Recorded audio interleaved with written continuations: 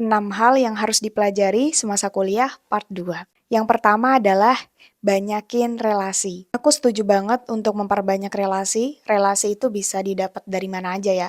Bisa dapat dari organisasi, bisa dapat dari komunitas, bisa dari dosen juga, bisa dari teman-teman yang beda fakultas, beda universitas. Nah, kenapa sih harus perbanyak relasi? Karena di dunia kerja, sometimes relasi itu tuh sangat penting untuk mempermudah kita masuk ke dalam sebuah perusahaan, untuk mempermudah urusan-urusan kita dalam bisnis kita ke depan atau ketika kita butuh bantuan untuk pekerjaan dan banyak hal lain sih keuntungan kita membangun relasi. Jadi manfaatkanlah momen-momen kita mengenal orang-orang baru di universitas, di fakultas lain untuk kita membangun relasi. Yang kedua adalah scholarship.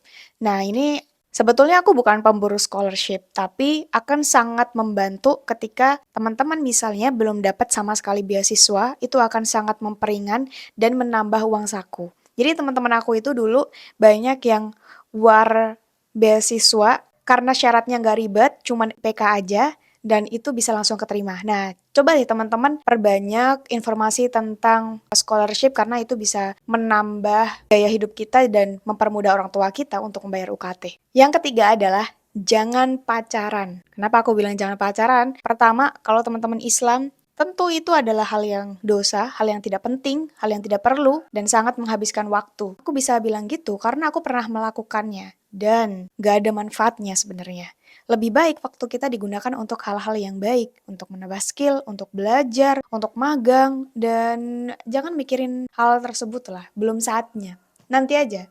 Pusing-pusingnya nanti aja pas mau nyari jodoh. Selanjutnya adalah bangun bisnis. Ini sebenarnya agak mirip-mirip ya dengan magang, tapi bangun bisnis ini beda. Menurut aku poinnya adalah kita latih mental bisnis kita. Misalnya kayak ada peluang untuk jualan. Kalau dulu itu di Unpad ada namanya Danus, dana usaha. Jadi jualan gorengan-gorengan gitu, karena mahasiswa kan biasanya sarapan tuh males atau nggak sempetnya juga nggak tahu kenapa. Tapi dulu aku ngerasa aja juga nggak sempet sih, padahal kayaknya nggak ngapa-ngapain gitu. Nah, kesempatan-kesempatan kayak gitu bisa kita manfaatkan untuk melatih mental bisnis kita. Biar kalau udah selesai kuliah, misalnya sulit mencari pekerjaan di perusahaan, ya kita bisa bangun bisnis. Selanjutnya adalah lakukan hal yang terbaik. Apapun yang menjadi tanggung jawab kita di masa perkuliahan akan sangat baik ketika kita melakukan hal yang terbaik. Misalnya sebagai mahasiswa, ya kalau lagi kelas, kita manfaatin waktunya memang buat kelas gitu, bukan buat bercanda, bukan buat main HP. Karena kenapa? Kalau teman-teman bekerja ternyata sesuai dengan jurusannya, itu akan sangat bermanfaat untuk dunia kerja. Jadi nggak perlu ngulang lagi ketika nanti kerja, kayaknya aku pernah deh belajar materi ini di perkuliahan. Pun kita juga harus melakukan yang terbaik sebagai anak sih, atau sebagai penerima beasiswa, atau sebagai, ya semuanya lah gitu. Semua peran-peran kita harus dilakukan dengan yang terbaik. Sebagai anak, kita jauh dari orang tua, merantau, ya kita harus nurut juga sama orang tua gitu. Atau kita sebagai panitia dalam sebuah kepanitiaan, sebagai organisasi, lakukan yang terbaik karena insya Allah ketika kita melakukan hal yang terbaik, pasti sebenarnya ada manfaatnya gitu.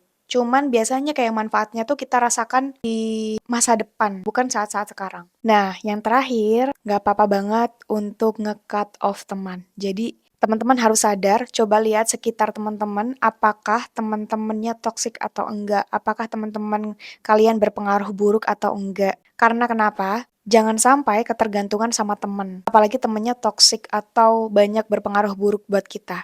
Karena kita itu perlu punya goals, kita perlu punya planning. Artinya lingkungan itu akan sangat berpengaruh dalam timeline hidup kita.